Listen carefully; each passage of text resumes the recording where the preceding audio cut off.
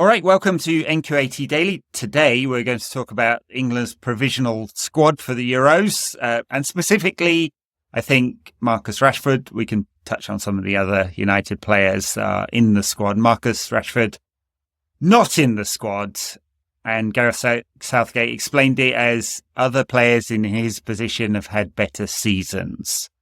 So let's take that at face value. I mean, I guess the first thing to say is Marcus has not had a good season, and so it'd be very hard to say he deserves a place in the England squad based on his form over the past year, because it's not been very good. I mean, he had a fantastic campaign, scored 30 goals, was in the form of his life, went to the World Cup and got, 60 seconds against France in the quarterfinal.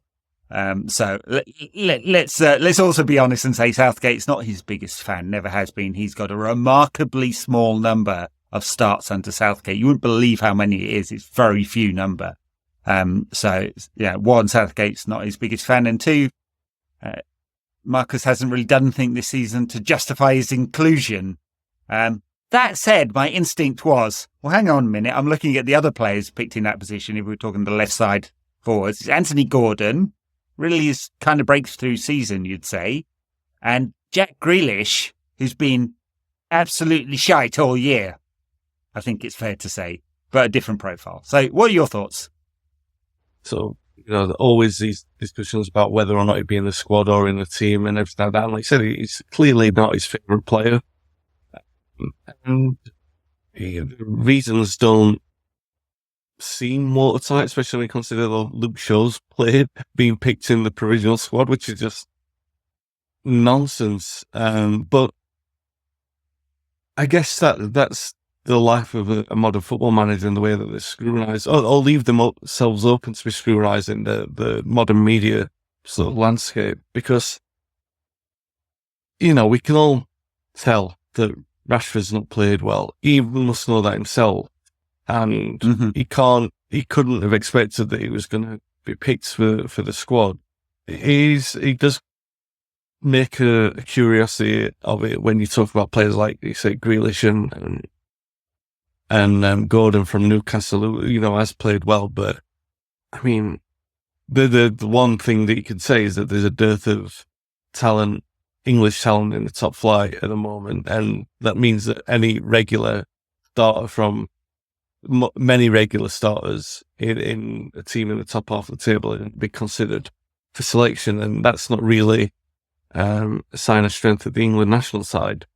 Having said that, it is probably the strongest that I've seen in England squad, and the most likely I've ever felt that they'll win a tournament is probably this time round. And I mean, it's an incredibly strong squad in terms of depth of talent. You could there'll be 33 men in the provisional training squad. There'll be 26, presumably 26 when he cuts it down. You could pretty much interchange player for player in most positions and get a very strong side. So the strength and depth, and then some real world stars as well. Harry Kane, Bukayo Saka, Phil Foden, Jude Bellingham all had outstanding seasons. Even Jordan Pickford in goals had a pretty good season. Even though he's a bit of a twat, isn't he? But so yeah, I think that the weird thing, the argument I'd make is this is tournament football. It's not necessarily based on form. I know often squads are picked based on form, but it's also about moments and managing a tournament. And if you ask me for a player who'd come up with a big moment when you needed it, I would say Marcus is still that player. I mean, he's still the player in the middle of having an awful season that smashed one into the top corner against City. He's still a player with a massively high ceiling in terms of talent, skill, ability to produce moments. And if I was the England manager, even if I'm not saying, hey, I'm not sure he's going to produce it for 90 minutes because he really hasn't very often this season, or really at all ever this season, he's a player who can produce a moment. Would I think that about Jared Bowen, who's had a consistent season in a middling side at West Ham? And he scored 16 goals this season, which is not bad. But I would I'd be thinking, yeah, I'm not sure I'm going to rely on Jared Bowen to come up with a piece of magic when we're 1-0 down against Germany in the semi-final of a major tournament. So, so I would have probably thought about it differently. But then again, I'm not Southgate, and I spend most of these tournaments like hating on England in the build-up and then getting into it in the tournament and moaning to whoever I'm sat next to, watching the game with, about how bloody negative England are. Yeah. Yeah. See, I understand all that argument, but I still think it boils down to the trust in Rashford's capability to produce that moment in that period of time. And he's done it once this season against City, but the rest of the time, he's looked so disinterested. And maybe it's a completely different thing when you put him in an England camp and then in an England shirt, but you can't reward performance. I know that the bigger problem, the actual bigger problem, it's not whether or not he selects Rashford, because I think we both agree. I think anyone listening to this or watching this would agree that Rashford can't argue about not having a place in the squad. It's the inconsistency of the criteria which Southgate himself puts forward. Yeah. That's all it comes down to. But that's not the criteria. He's used that as an excuse or as a reason. Fine. It is not about, here are the 26 or 33 most informed players. He's not done that because you can't. No, yeah, exactly. I know. Yeah, exactly. Yeah, and you don't do that. No manager does that with an international tournament squad. They want a range of profiles as well as a range of, a range of. Hopefully everyone's in good form, but you want a range of profiles in the squad to be able to manage different scenarios. Because you can look at that squad and go, well, hang on a minute.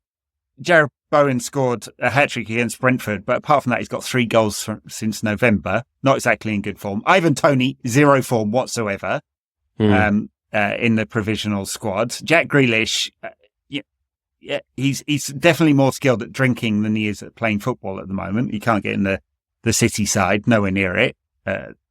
I've just said that, and he'll start against United in the cup final, score after 12 seconds or something. Harry Maguire is going to go in having not played football for 2 months by the time we get to the tournament. And so there's plenty of examples of, James Trafford's just conceded 75 goals or whatever it was, only conceded. It's definitely more than United conceded, and that's you'd be pushed to find a team in the Premier League that conceded more goals than United, but he has. Not sure that really counts as great form. And so there's plenty of examples that he's picked because he wants certain kind of profile of player and skill set. And it's not about reward for a good season. It's about how do you go win a tournament. I completely agree with, and that's the point I'm making, by the way, is not in defense of Southgate. It's an explanation for what he does and why he gets criticized for it.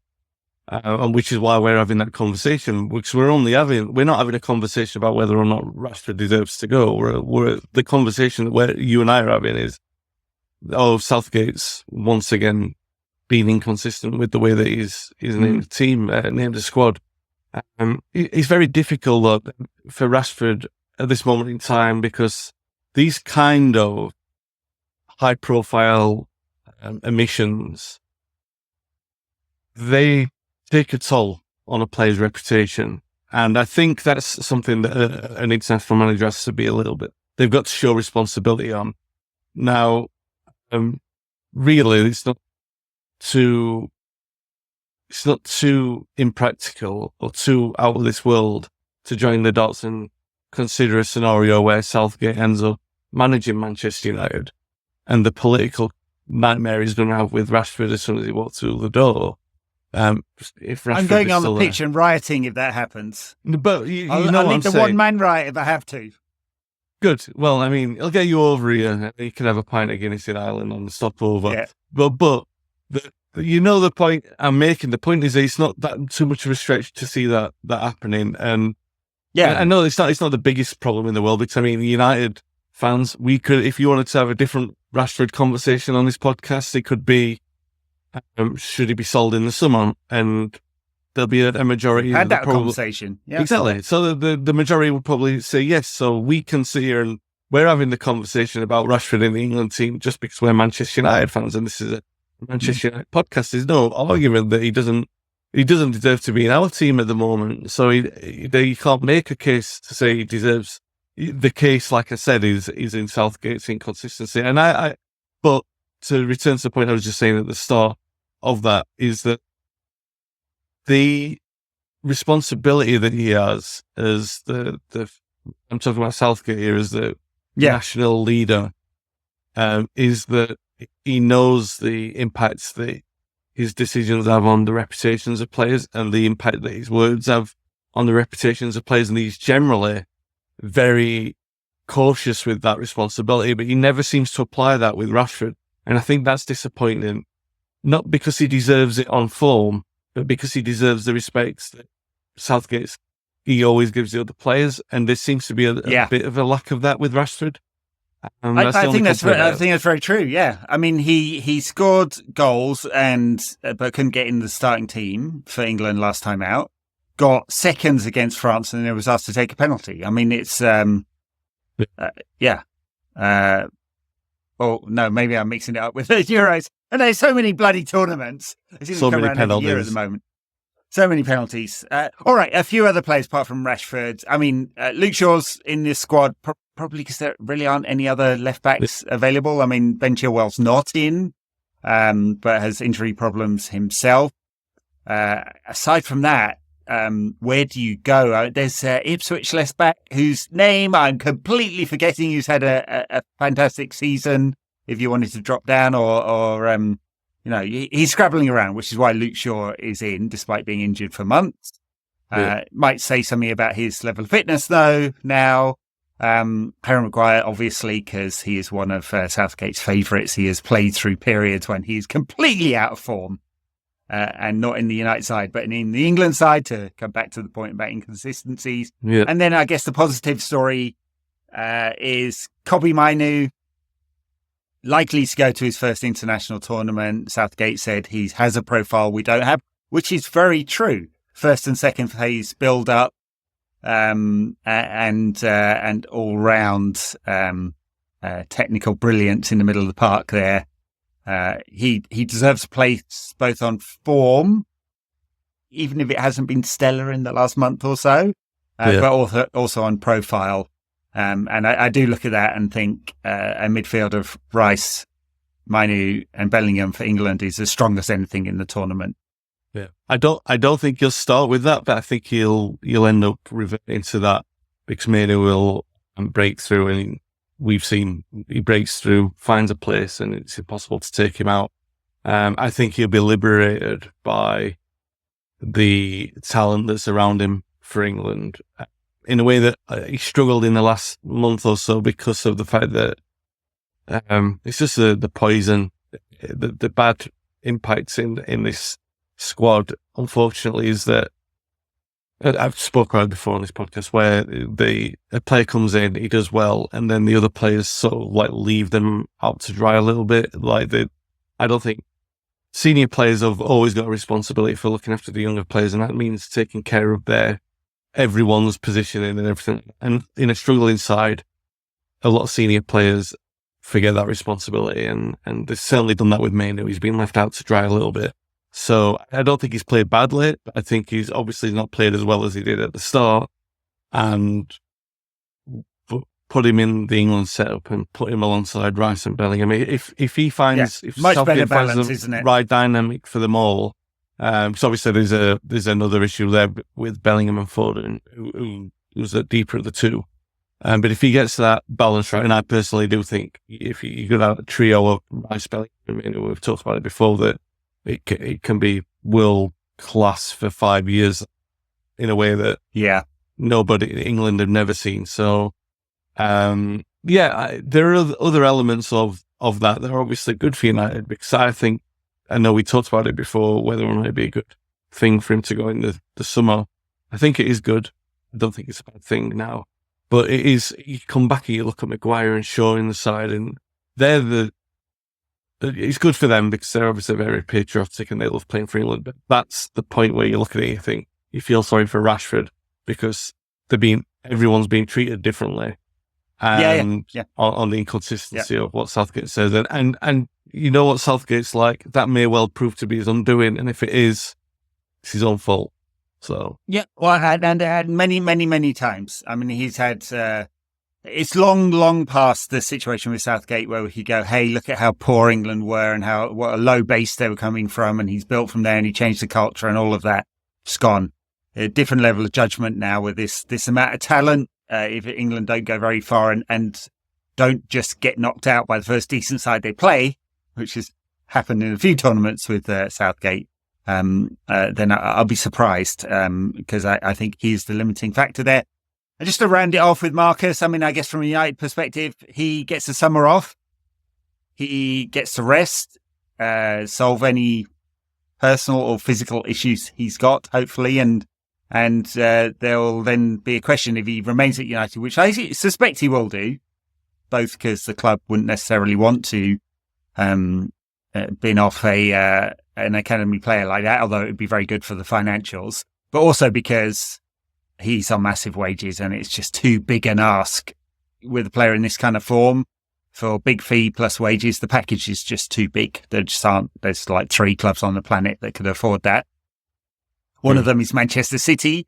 The other is Real Madrid, who have just obviously brought in Mbappe and Endrick and got Vinicius in that position. So that's not going to happen. And the other is Paris Saint-Germain, who are replacing Mbappe, but looks like they'll go in a different direction. So I suspect Marcus will be at the club. I hope he takes the summer to sort out whatever's been eating at him for the past season. And if we get the Marcus of not this season, but the season before, back in August, we'll all look at this summer and the time off he's had and go, yeah, that's time well spent. Yeah. All right, that's it for the Daily. We'll be back again tomorrow on these. I think Dan and I will be talking about Pochettino, who's been fired by Chelsea or resigned by mutual consent, taking his payoff, and we'll be discussing whether he should replace Ten Hag. See you. Bye now. Thank you.